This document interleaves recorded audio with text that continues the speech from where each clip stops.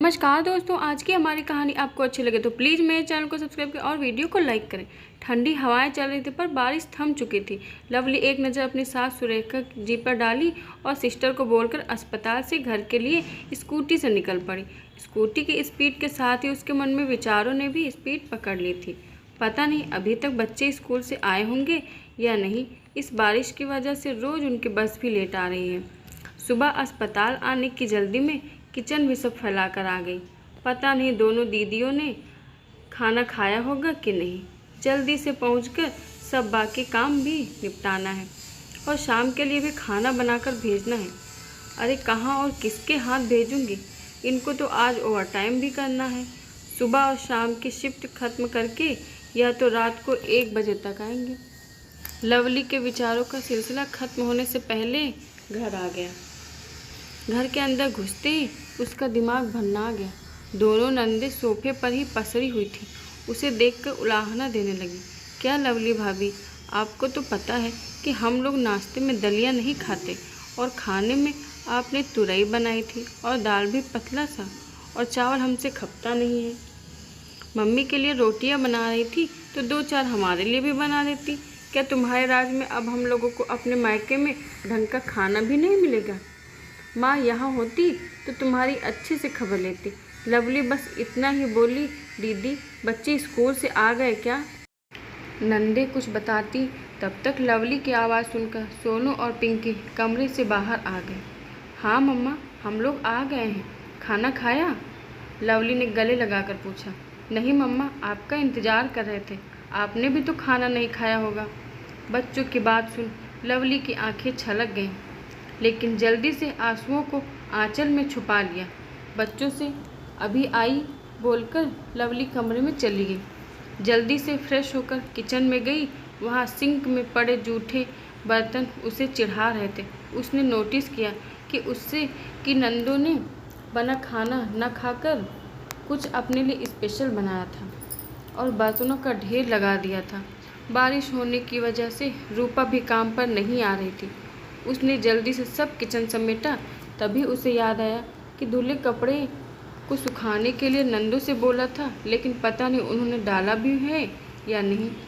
जल्दी से बाथरूम में गई तो देखा कपड़े बाल्टी में ही हैं। उस वक्त उसका मन हुआ कि जोर जोर से चिल्ला चिल्ला कर बोले, जब मेहमान ही बनकर रहना है तो मायके में हक क्यों दिखाती हैं? लवली भाभी, बारिश बंद है, हम दोनों शॉपिंग करने जा रहे हैं। वहीं से मम्मी को देखने अस्पताल चले जाएंगे। मम्मी की शाम की चाय आपने बना दी हो तो हम ले जाएं।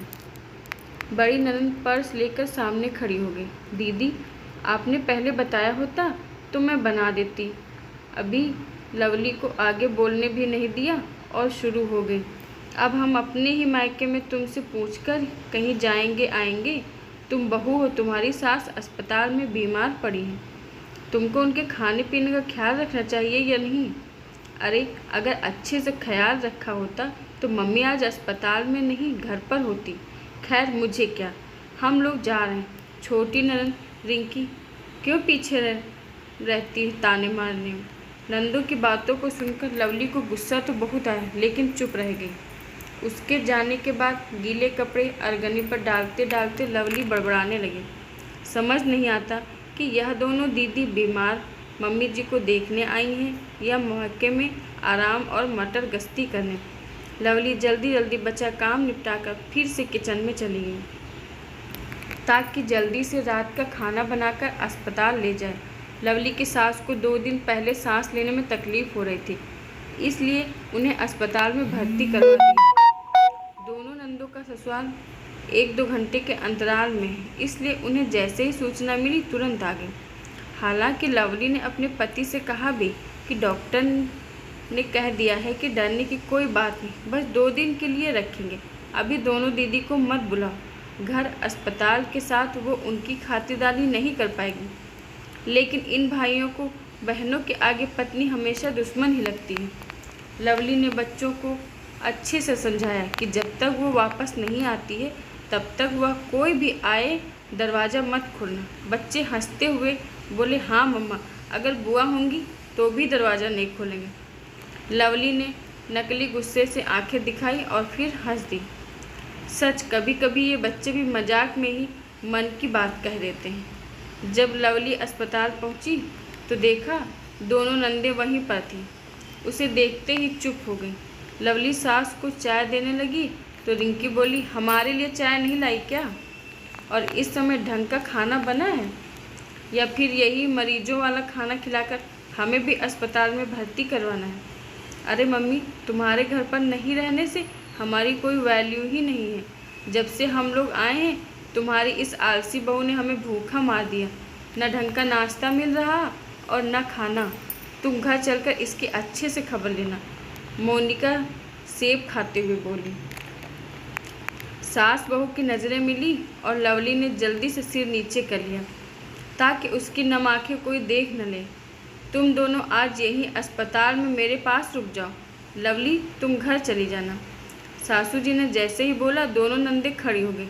मम्मी, यहाँ अस्पताल में हम कैसे रुक सकते हैं? और फिर यहाँ ढंग से सोने की भी व्यवस्था नहीं है। और फिर यह फर्ज बहू का है कि वो सास की तीमारदारी करे। आप अपनी ही बेटियों से कैसे यह बोल सकती हैं? मोनिका की बात सुनते ही मम्मी जी की कड़कती आवाज़ आई, उठ यहाँ से, और घर भी जाने की ज़रूरत नहीं है। अपना अपना शॉपिंग बैग उठाओ और यहीं से सीधा बस पकड़कर ससुराल चली जाओ। तुम्हारा सामान बाद में पहुँचा दूँगी। मम्मी, पगला गई हो क्या? सांस की तकलीफ़ सिर में घुस गई क्या आपके? अपनी बेटियों को जाने के लिए कह रही हो? अरे भाई ने जैसे ही बताया कि तुम अस्पताल में हो, हम दोनों अपने सभी ज़रूरी काम छोड़कर तुम्हें देखने आ गए। और बोलने की कोई ज़रूरत नहीं। मेरी बेटियां हो इसलिए तुम दोनों की रग रग से वाकिफ़ हूँ। आज तक तुम दोनों की बदतमीजी को अनदेखा करती रही ताकि तुम दोनों की इज्जत अपनी भाभी की नज़र में बनी रहे। लेकिन मैं ही गलत थी। तुम दोनों को सही साबित करने में मैं बहू के सामने गलत साबित होगी। यहाँ बीमार माँ को तुम दोनों देखने नहीं बल्कि ससुराल की जिम्मेदारी से भाग कर आई हो। बीमार माँ को देखने आई हूँ, लेकिन एक बार भी पूछा कि माँ कैसी आई? भाभी ने नाश्ता खाना दिया कि नहीं? भूखा मार दिया और भी न क्या क्या शिकायत है तुम दोनों को मेरी बहू से। वो बेचारी 2 दिन से ढंग से न सोई न खाई, घर अस्पताल के चक्कर लगा रही। उसके कामों में मदद नहीं कर सकती लेकिन कमी ज़रूर गिनना। एक बार भी मेरी बहू से पूछा कि उसने खाना खाया, चाय नाश्ता किया कि नहीं? नहीं ना। तुम्हें यहाँ ढंग से सोने की व्यवस्था नहीं दिख रही और मेरी बहू ने इसी स्टूल पर पूरी रात बैठे बैठे बिता दी। शायद तुम्हारी जैसी बेटियों के कारण यह कहा जाता है कि सास की तीमारदारी करने का फर्ज बहू का होता है। बोलते बोलते मम्मी जी खांसने लगी। लवली ने जल्दी से उन्हें पानी दिया और पेट सहलाने लगी। मम्मी जी, चुप हो जाइए, आपकी तबीयत ठीक नहीं है। नहीं बहू, आज बोलने दे। आज तक अपनी बेटियों की सारी गलती माफ़ी मांगती हूँ। जानती थी तुम सही हो, फिर भी इनका साथ दिया। लोग कहते हैं कि बेटियाँ माँ की परछाई होती हैं। माँ के दर्द का सबसे ज़्यादा एहसास बेटियों को होता है, बहू और बेटों को नहीं। लेकिन तुम जैसी बेटियों ने इस बात को भी झुठला दिया। तुमने अपने माँ के पास एक पल भी बैठकर यह नहीं पूछा, माँ तुम कैसी हो? जब भी तुम हॉस्पिटल आती हो बस मेरी बहू की ही बुराई करने में लग जाती। कभी उसके काम में हाथ नहीं बटाना। जो बेटी अपने माँ की सेवा नहीं कर सकती, जिसके दिल में अपने माँ के लिए प्रेम और सहानुभूति नहीं है, वह अपनी सास की सेवा क्या करेगी? लवली मम्मी जी के गले लगकर किसी तरह उन्हें शांत करती है।